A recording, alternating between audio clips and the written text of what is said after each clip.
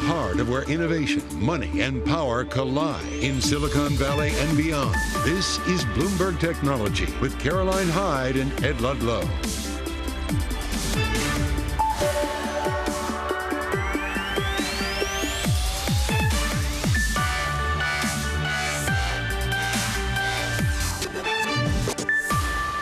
Live from San Francisco, this is Bloomberg Technology. Tighter chip controls. Bloomberg reports the US is reviewing caps on AI chip sales to the Middle East from companies like Nvidia. Meanwhile, Dell says it's ready to ship servers with Nvidia's Blackwell AI accelerators, a sign production of the chips back on track. We speak to a key executive. And days after Tesla wowed crowds with its Optimus AI robots, we now know they were remotely operated by humans after all. We start with news that could have a major impact. US AI chip manufacturers, including Nvidia. Sources tell Bloomberg News that the Biden administration and officials have discussed capping sales of advanced AI chips to certain countries. The sources add officials are specifically focused on Persian Gulf countries that have shown a growing interest in AI data centers. Looking at the markets, these are the names that are impacted: Nvidia, AMD, Intel. It's worth noting in that reaction that a part of the declines that, if you're just joining us, have accelerated in the last 30 minutes is a really ugly earnings print from ASML, which we'll get to momentarily. Bloomberg's Ian King joins us in San Francisco. Okay, so the US is looking at some of these Middle East nations because we know they're throwing a lot of money behind AI. Previously, US officials were looking at China and capping export of AI chips to them. What do we know about this latest initiative about blocking access to the accelerators? Yeah, I mean, this is obviously the key choke point, the one thing that Washington can do to really control what happens, who gets what capabilities. The concern is, as you said, about China, but what will the Middle East do in terms of allowing access to these capabilities to China on a remote basis? All kinds of considerations, all kinds of concerns. We've used export controls up until now. Now we're looking at perhaps a more broader blanket approach. For our audience on Bloomberg Technology, sometimes they struggle to understand what it is the US is trying to prevent. An AI accelerator is a high-performance chip, and it goes into a data center. How is it that any government can say to a company, OK, we cannot allow you to sell your best thing to any market? That's basically what they're trying to do, right? That's exactly it. It's trying to basically place a cap on the capabilities of a country or a company and stopping them from having the ability to develop an advanced AI model, which, as we know, can have all kinds of capabilities. And once it's out there in the wild, who knows what happens with it? OK, let's get to the breaking news of the last 30 minutes. ASML, which is Europe's most valuable company, but also a leading maker of chip-making equipment, has given us earnings and a pretty ugly forecast. It has cut its gross bookings outlook for fiscal 25 to a much more narrow range. And as we can see on the screen, its shares have reacted very negatively. What do we learn through that metric? Yeah, I mean, bookings are really the way that a company says, hey, this is roughly what our revenue is going to be at this given point. It's a lead indicator. These machines, as we know, are absolutely enormous. They take a long time to make. So it's very much a leading indicator of demand for the whole of the industry. Let's look at some of the other names that are impacted. So ASML makes the machines which manufacture the chips. Yep. It doesn't make the chips themselves. Why is it then that names like Nvidia and AMD, Intel saw their own declines accelerate? What is it that we're learning about the sector as a whole? A couple of things here. One might be more ASML specific, but in general, chip equipment is a leading indicator. You buy equipment, particularly ASML's, way ahead of time, thinking about what you're going to be doing this time next year. But ASML's, look at their customer base. Basically, they have 3 customers. 2 of those customers, Samsung and Intel right now, are in cutback mode. They're in trouble mode. There is a link between the first story we covered and ASML, which is the United States, along with allies, has also looked at the mechanism of controls on chip-making equipment, and ASML has been at the center of that. in the context of extreme ultraviolet lithography. Yeah. Please take it from there and just explain why these machines are so critical and why governments want to control them. Yeah, I mean, you've got a production line, lots of different machines made by lots of different companies, Applied Materials here, KLA Tencor here, Tokyo Electron. But the keystone piece of equipment is ASML. If you want to make an advanced chip, you need their EUV machine, and they're not allowed to export those to China because at least Washington doesn't want China to have that capability. And interesting in all of this, and I kind of mentioned it a moment ago, this is Europe's most valuable company. They are a Dutch company, but with a footprint here in Silicon Valley, customers here in America. Where are they doing business principally? Where are their biggest customers? For everything advanced, I mean, they have basically 60% of their revenue comes from Intel, Samsung, and more importantly, TSMC. So all over the world, wherever these factories are, but really concentrated in these companies that want to make the world's most advanced chips. Bloomberg's Ian King, who leads semiconductor coverage at Bloomberg. Thank you very much. Now, earlier today, the U.S. Department of Justice Deputy Attorney General Hetal Doshi spoke exclusively on Bloomberg's The Opening Trade and said this about the importance of competition. I think that history has shown us that the considered judgment of regulatory bodies and legislative bodies across the world has really been that competition fuels entrepreneurship and innovation in a way unlike anything else. And that's why competition, rather than consolidation or concentration of power, is prized in both regulatory and enforcement schemes across the world.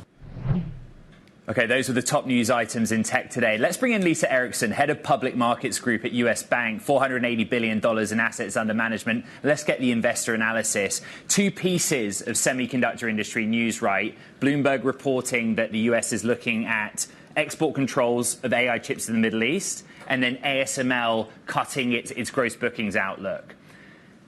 What is your assessment of where you want to treat the chip industry right now? Because for so long, it has been the centerpiece, I think, for a lot of investors' attitude, at least, towards the technology sector, Lisa. Well, certainly what's going on in the chip industry and in technology in general is key for the U.S. stock market, simply because it is such a large weight and an influence not only on the capitalization and its price performance, but also in terms of a large share of the earnings drivers of what's going on in the S&P 500. So we do view any guidance and forward outlook coming out of the third quarter earnings seasons from the technology industry as a whole, including chips, as certainly one thing to keep an eye on. We are encouraged, even though we're very early in the earnings season, by initial reports of continued CapEx spend, both on technology in general as well as for AI-related products. But again, as these earning reports continue to come out, we'll want to monitor for further impact. You know, the reporting on the export controls to the Middle East, it states quite clearly this is the Biden administration thinking about it. And in November, we have an election where the administration might change. I will not ask you to comment on that reporting, but there must be an element where investors have to factor in the election as one factor or one risk in their approach to markets. How do you approach that, Lisa?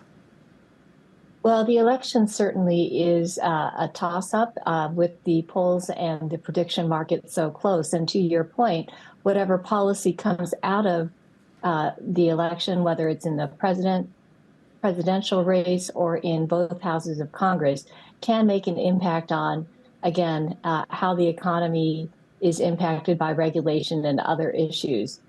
So we are monitoring that very closely. Obviously, right now, there are some different views on where regulation may head, and so we just need to see what the outcome is as we move forward into these next few weeks.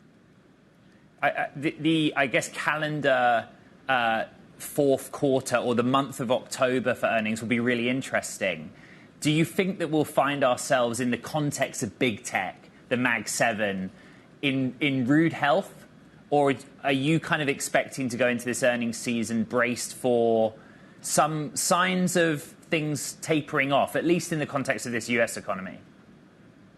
Well, certainly, if you look at the expectations for third quarter earnings compared to 2Q, investors actually have already adjusted for the fact that the economy and also corporate profitability and revenues are slowing. So just as an example, in the second quarter, we came in on the S&P 500 in earnings at about 11%, and they're only expected to be about 3.9% in the third quarter. That being said, 3.9% for the third quarter is still a very solid number. So, and we believe that is certainly very achievable, especially since the bar for that number, it started earlier a few months ago at higher levels and has come down to 3.9%. So that bar seems pretty reasonable, and investor expectations have been dampened. So we do view it as an achievable number. Lisa, what is the one thing that the technology investor must look at most closely in 2025?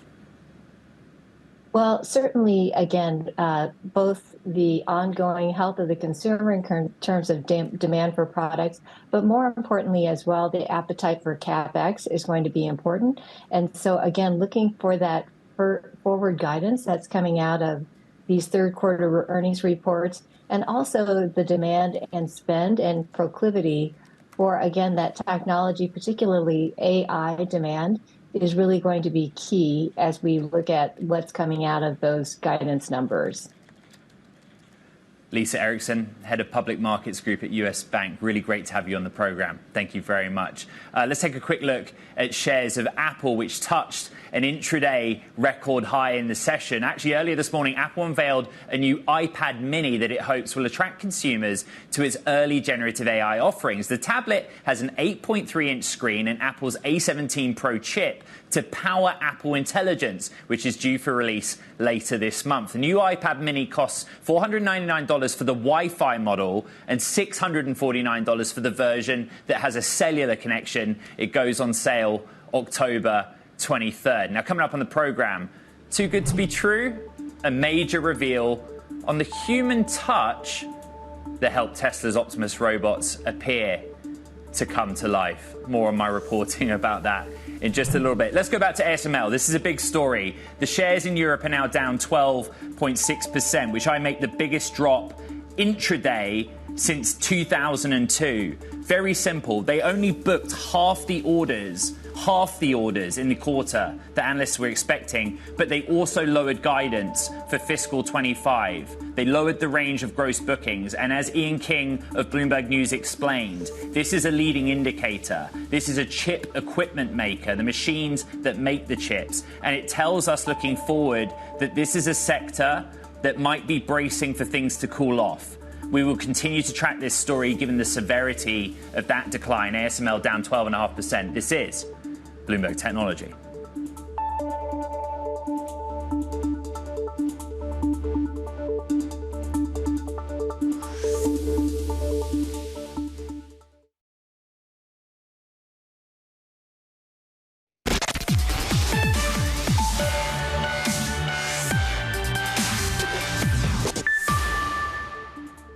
Okay, it's time for Talking Tech. And first up, Ericsson shares soar after announcing third quarter earnings that beat analysts' expectations. The company also announced a 55% sales growth across North America. The strength thanks in part to a major partnership with AT&T. Plus, IBM is looking into misconduct allegations facing a top executive in China. A letter online accuses chairman Chen Zudong of accepting vouchers from external partners and violating the company's expense policies. IBM confirmed the letter is authentic. When reached by Bloomberg News, Chen declined to comment. And Warner Brothers Discovery's Max is planning a major debut across new Asian markets. It comes as competitors like Disney and Amazon are scaling back investment in the region. Max recently launched in Japan through a partnership with a local streaming platform and plans to launch in Australia in the first half of next year. Now, Bloomberg's learned that humans were remotely controlling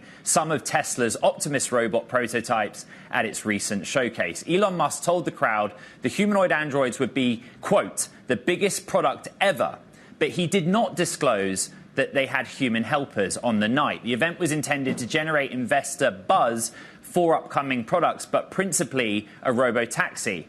Bloomberg's Max Chafkin of Business Week and Elon Inc. joins me now. And what we reported in the story, Max, yesterday, what sources told me, is that this was kind of classic Elon. 3 weeks before the event, he went to the team, the Optimus team, and said, I want Optimus at the event. And they said, well, we don't have time to get the software ready. Teleoperation is our only option here. And now we know teleoperation was what was happening. Yeah, I mean, it does undercut some of the impact of the event. You know, looking at the way people reacted to it, you know, the Optimus robots, I would say, was sort of the biggest surprise, the thing that seemed to, you know, excite the investors and attendees the most. And as you say, Ed, the fact that they were using teleoperation, essentially remote control, it really makes it clear that although there may be some mechanical breakthroughs here, it's not clear how far Tesla's really come on AI, which, if you remember, is the whole purpose of this whole thing. You raise an important point, which was going into this, because we reported intensely about it, the focus was robotaxi. And on Friday, the morning after the event, the stock fell 10%, in large part, I think, because there was a lack of detail about a future proprietary ride-hailing app. Would you share that assessment? Yeah, I mean, I think the problem here is that the robotaxi story is still very much a story, and nothing about the event kind of went against that. The event was held on a soundstage. I mean, you're talking about the teleoperation of these Optimus robots, but you could make a similar critique about the cars that were unveiled, right? They're running on a closed course, you know, a handful of stops, custom software. Not totally clear that the cars themselves were running exclusively on AI either. So again, you know, you have Elon Musk selling a vision of the future, but not necessarily showing a ton of progress in the present. Elon Musk is often late, but as you know, across many of his companies, he often does get there in the end. And that's kind of the sentiment that's been shared. So what do we think will happen with a robo-taxi and an Optimus bot?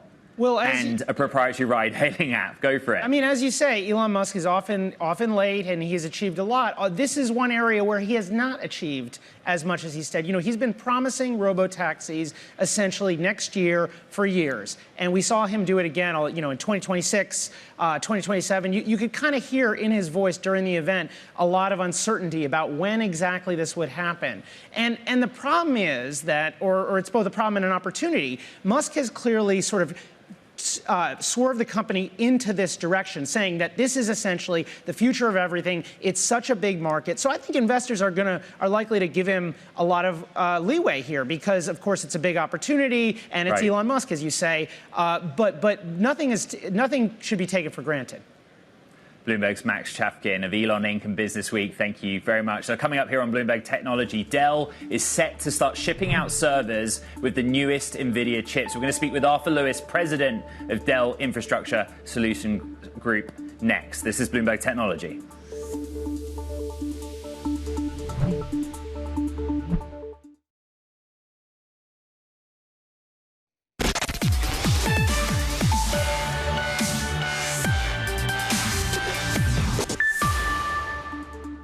All right, Nvidia's rollout of its next-gen AI Blackwell chips begins with Dell. The largest seller of servers says they're ready to begin shipping out devices with the chip next month, a sign that production of Blackwell is back on schedule. We're joined now by Arthur Lewis, president of Dell Infrastructure Solutions Group, and much has been reported and made about Blackwell, a delay or no delay.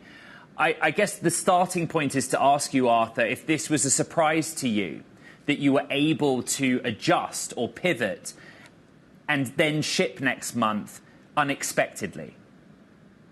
Ed, first, it's great to be back, and thank you for having us on your show.